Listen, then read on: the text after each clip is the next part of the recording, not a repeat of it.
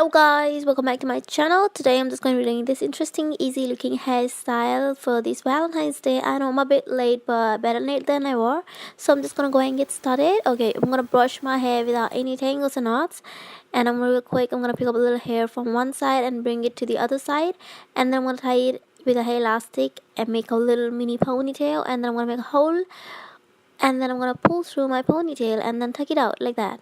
So this is all it looks like. And now I'm going to do one more mini ponytail like that, a flipping pony. So I'm going to grab my section like that and tie it with a hair elastic and then make a hole and then pull the ponytail through the hole, and I'm going to take it out. This is the cute looking two ponytails, and I'm going to get all my hair to one side. Okay, I'm just going to show you this cute little ponytails, and I'm gonna get all my hair to one side, and then I'm gonna start doing fishtail braids. So I hope you know how to do a fishtail. If not, then I'll just teach you now.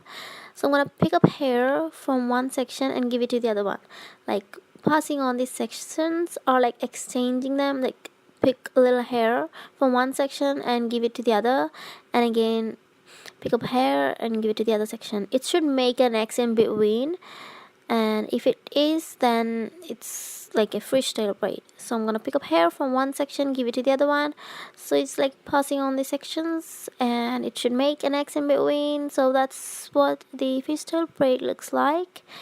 Really simple. As you can see, my hair is really thin, so I'm gonna just tug out the side pieces so it looks like really voluminous and like thick braid. So, and now I'm gonna take hair elastic and tie it.